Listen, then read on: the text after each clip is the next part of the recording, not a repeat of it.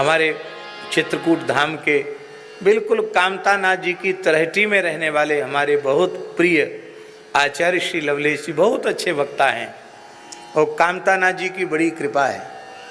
जब तक चित्रकूट धाम में रहते हैं प्रतिदिन श्री कामदगिरि भगवान की प्रदक्षिणा आप करते ही हैं।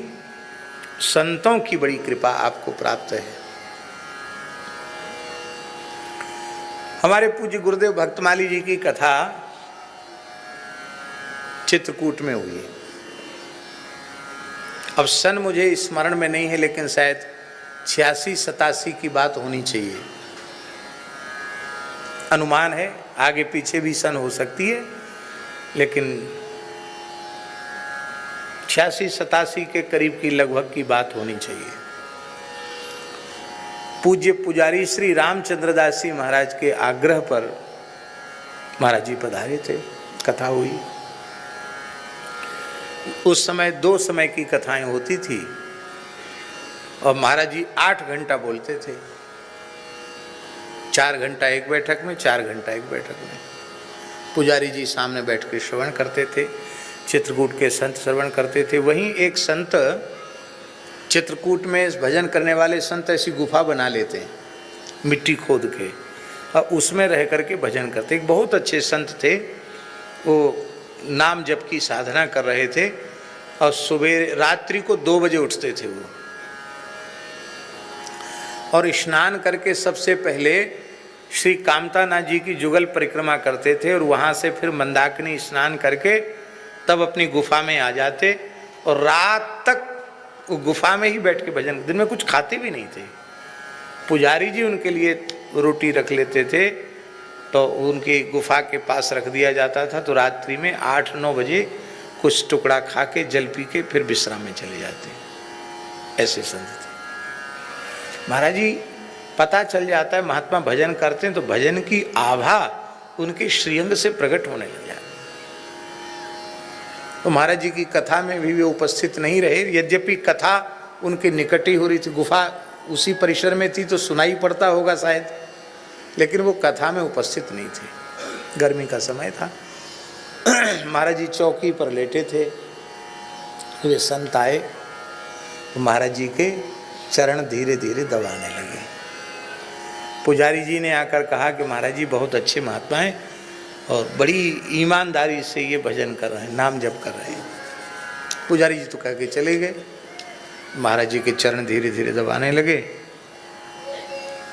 बोले सरकार कुछ जिज्ञासा है। महाराज बोले हाँ जरूर कहिए। महाराज जी बैठ गए, लेटे थे उठ के बैठ गए, हम वहीं थे। उन्होंने बड़े विकल होकर के कहा कि चित्रकूट धाम में निवास तो कर रहे हैं, युगल नाम का जप तो कर रहे हैं, लेकिन कोई अनुभव नहीं हो रहा है। हमें अविश्वास तो नहीं है कि इतने दिन चित्रकूट में रह के ऐसी पद्धति से रह के भजन करे तो भगवान का अनुभव होता है, ऐसा आचार्यों ने कहा है। अश्रद्धा तो नहीं है, लेकिन मेरी पात्रता ही नहीं है। पर महाराज कई बार बड़ी निराशा होती है, कुछ नहीं हो रहा है, किसी लाभ की अनुभूति नहीं हो रही है। उन्होंने अपनी जिज्ञासा रखी और हम सोचते थे कि महाराज जी उनको बड़ी पीठ पर हाथ फेरेंगे और कहेंगे कि नहीं नहीं ठीक है, कोई बात नहीं, हताश निराश मत हो, एक भी नाम व्यर्थ नहीं जाता, लगे रहो, हो जाएगा, ऐसा कुछ कहेंगे, ये हमारे मन में था। और महाराज जी क्या बोले, जिस काम से लाभ नहीं उस काम को क्यों करना, राम राम करने से कोई लाभ नहीं है, छोड़ दो, आज से ही छोड़ दो।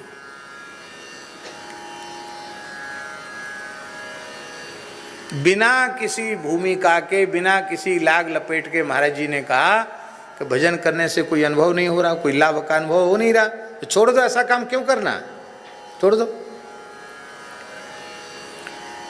एक सुनी हुई बात नहीं, अपने नेत्रों के सामने देखी हुई बात है।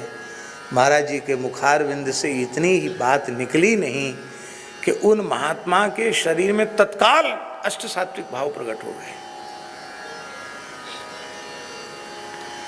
अश्रु कंप पुलक सारे भाव एक साथ जागृत हो गए।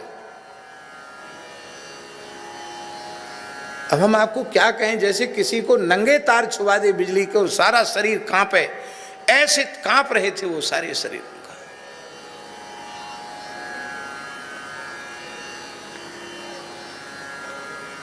करुण क्रंदन करने लगे। महाराज जी के चरण पकड़ के बोले, ऐसी आज्ञा आप न करें, प्राण भले ही छूट जाएं पर अब युगल नाम नहीं छूट सकता है। क्या कहा उन्होंने? प्राण भले ही छूट जाएं, अनुभव होए चाहे न होए, प्राण भले ही छूट जाएं पर अब नाम नहीं छूट सकता। महाराज जी ने खींच कर उनको छाती से लगाकर कहा, बावरे सब कछु तो मिल गयो, और फिर वो कहे कि हमें कछु नहीं मिला। ये बस यही शब्द थे महाराज जी ब्रज भाषा में, बावरे सब कछु तो मिल गयो, और फिर ही कह रहे हो कछु नहीं मिला। सब कछु तो मिल गया।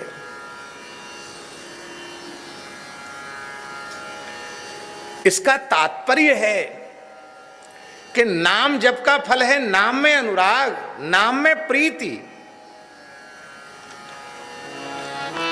ध्यान में ही बात, यही उपलब्धि है नाम जप की, नाम में प्रेम हो जाना। इससे बड़ा अनुभव कोई है क्या? इससे बड़ा कोई लाभ है क्या? क्योंकि चेतो दर्पण मार्जनम भव महा दावाग्नि निर्वापणम